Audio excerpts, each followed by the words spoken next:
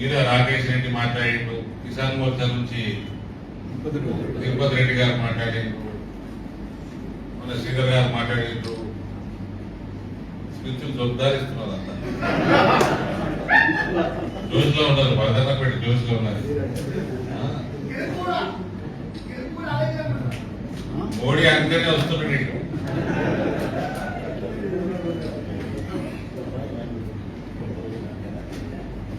జోష్ చూస్తుంటే మళ్ళీదాకా చూసుకుంటాడు. ఇక నేను కొద్దిగా రిలాక్స్ కావచ్చు, జోష్ బాగానే ఉన్నది, చక్కగా పెద్ద ఎత్తున వచ్చేటట్టున్నది. ఇంతజాములు బాగా చేయండి. ట్రాన్స్పోర్టేషన్ కి మన ఎక్కువ దూరం ఏం కాదు, పక్కకే ఉన్నది, చుట్టున్నట్టు వరంగా చుట్టున్నట్టు. కాబట్టి ఒక మంచి అవకాశం. ఆ డీటెయిల్స్ లో కూడా నేను పోతాను. ఇక నాకు ఇన్ఛార్జ్ అయ్యాకనే నేను నాకు సహాయ ఇన్ఛార్జ్గా పల్లెగంగారెడ్డి గారికి పెట్టానని చెప్పి చాలా మందికి తెలియదు. ధర్మపురి అరవింద్ భారతీయ జనతా పార్టీ రాజకీయాల్లోకి వచ్చినప్పుడు, బీజేపీ జాయిన్ అయినప్పుడు రాజ్నాథ్ సింగ్ గారు నా కండవాలతో ఆహ్వానించిన అనుకుంటారు. సభ పెద్ద ఎత్తున సభ నిజామాబాద్ అయింది. రాజ్నాథ్ సింగ్ గారు వచ్చిండ్రు. నన్ను నేను ఎప్పుడు రాజకీయాలు ఉండకపోతుంటే చాలా మందికి డి శ్రీనివాస్ ఇద్దరు కొడుకున్నది కూడా తెలియకపో.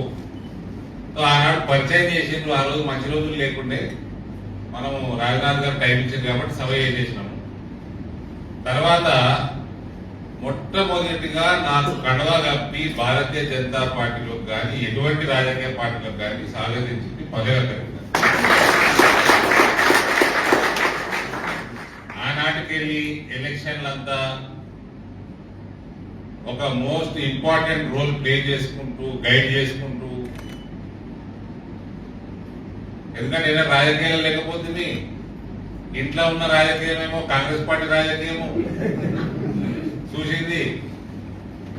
కాబట్టి ఆ స్కూల్ అట్లుంటది, ఈ స్కూల్ ఇట్లుంటది అని నాకు చెప్పుకుంటా. ఇక పెద్దలు శ్రీరాములు గారు మాట్లాడుకుంటూ, మా డాడీ నిజాం కాలేజీలో ఒకసారి గెలిచిండు, ఎలక్షన్ గెలిచిండు, స్టూడెంట్ యూనియన్ ఎలక్షన్ గెలిచిండు. పెద్ద రికార్డులో గెలిచినట్టు అప్పట్లో నాకు యాదవతో. ఆ రికార్డు 2004 వరకు 5 వరకు ఉండే, దాదాపు 30 సంవత్సరాల పైన రికార్డు అంత మెజారిటీ గెలిచింది. ఎన్ఎస్యుఐకి అయితే రాహుల్ గాంధీ ఏమో ఎన్యూకి వెళ్ళి ఉస్మానియా ఇంజనీరింగ్ కాలేజ్ ఆడ వైస్ ప్రెసిడెంట్. చాలా మందికి తెలియదు. ఒకసారి 2 సార్లు ఇంటర్వ్యూలో చెప్పిన డి శ్రీనివాస్ గారు కూడా ఏబీవీపీలే ఉండే. ఇక హనుమంతులేదు గెలిచినట్లేదు అని మన పెద్దలు సంఘ బాగయ్య గారు, మా నాయన క్లాస్మేట్, మా తాత జనసేనలో తిరుగు. అప్పట్లో పార్టీ పరిస్థితిని 68 అనుకుంటా, 68 67 అర్లీ 70s ఎప్పుడు తర్వాత ఏ సంవత్సరం జనరల్ సెక్రటరీ గెలిచింది 70లలో. ఆ పరిస్థితులను బట్టి పర్మిషన్ తీసుకొని ఎన్ఎస్యూఐకి పోయి నిలబడి గెలిచింది.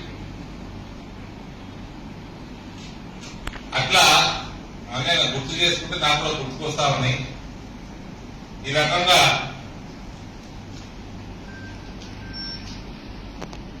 ఇక 70లకు వెళ్ళి 2023 వద్దాం.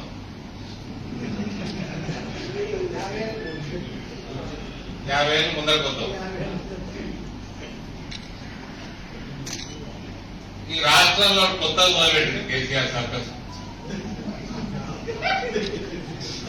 ఏంటంటే ఇంటికి పోయినాక అందరు ఇంటికి పోయినాక ఇక సిగరెట్ ర్యాకులలో ఉంటే దమ్ము తీయకుర్రి, మ్యాచ్ బాక్స్ అడ్డుపెట్టే ఒక అగ్గిపుల్ల తీయకురి.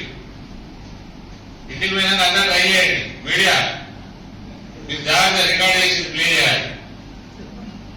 మన యూట్యూబ్ ఛానల్ 2-3 ఈ మధ్య డబ్బా కొడుతున్నాయి. మా సోదరులు వాళ్ళు కూడా అలా అర్థమైపోయింది. దానికి మీరు అగ్గిపుల్ల తీసి ఒక దిక్కు మందు ఉంటుంది, ఇంకో దిక్కు కట్టి ఉంటుంది. కట్టె మీద ఏదైనా బరువు పెట్టు, కట్టెది ఇటు మందున్నది ఎక్కేమో 5 పైసల బిల్లను 10 పైసల బిల్లను. ఈ మధ్య ఏ బిల్లను వస్తున్నాయి? అప్పట్లో 5 పైసలు ఉంటుండే. సరే ఏదో బిల్ల పెట్టింది, బిల్ల పెట్టి దానికి అంటింది. అంటిస్తే ఆ 5 పైసల బిల్ల ఎట్లే ఉంటుంది, గట్లే ఉంటుంది కాంగ్రెస్ పార్టీ.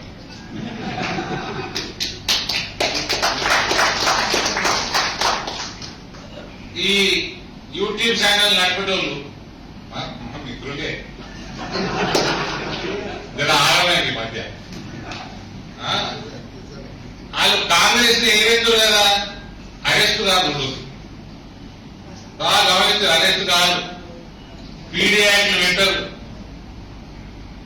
మార్కెట్లకి ఎక్కపోరు పోలీసులు వచ్చి కూరగాయల పోలంగా. అర్థమైపోయింది ఇద్దరికి యూట్యూబ్ ఛానల్ నడిపేటోళ్ళు. కాంగ్రెస్ ఎట్లేస్తుంటే 5 పైసల బిల్ల లెక్క కేసీఆర్ అరెస్ట్ చేయడు, ఏమన్నాడు? కంప్యూటర్ వల్ల కొట్టారు టీఆర్ఎస్ వాళ్ళు, ఆఫీసు ధ్వంసం చేయరు. ఇప్పుడు చూసుకోండి. ఇక వీళ్ళు మాకు చెప్తారు బీఆర్ఎస్ బీజేపీ ఒకటారు. బీఆర్ఎస్ పార్టీని అటాక్ చేసినప్పుడు న్యూట్రల్ గా జర్నలిజం నడిపించుకుంటా అటాక్ చేసినప్పుడు ప్రజలు కూడా బాగా చూస్తారు. ఒకసారి అటాకులు అవుతుండే, ఆఫీసులు ధ్వంసం అవుతుండే, అరెస్టులు చేసుకుంటా జైలు వేసేస్తుండే, 70 రోజులు 80 రోజులు లోపల ఉంటుండే, మాలాంటి వాళ్ళు పట్టించుకుంటుండే. ఇవన్నీ అయిపోయినాక ఇప్పుడు టీఆర్ఎస్ పార్టీని అటాక్ చేసుడు ఒక ఎత్తు, కాంగ్రెస్ పార్టీని లేకూడదానికి ప్రయత్నం చేసుడు ఇంకో ఎత్తు.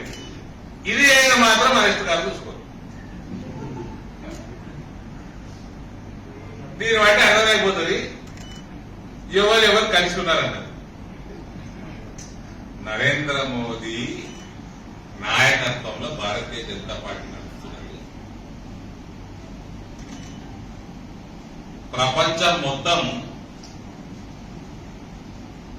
నరేంద్ర మోడీ నాయకత్వం ని శభాష్ అనడమే కాదు, చైనా పాకిస్తాన్ లాంటి కొన్ని దేశాలు నరేంద్ర మోడీని చూస్తే వణుకుతున్నాయి.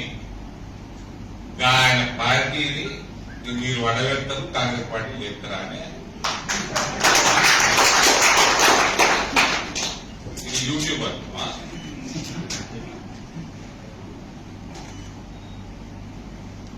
పొద్దున మార్నింగ్ న్యూస్ అంటున్నాం.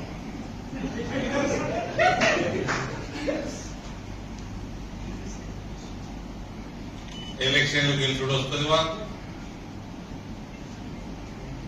ప్రభుత్వాలు ఫామ్ చేసుడు వస్తుంది, 100% ఇక్కడ చేస్తాము.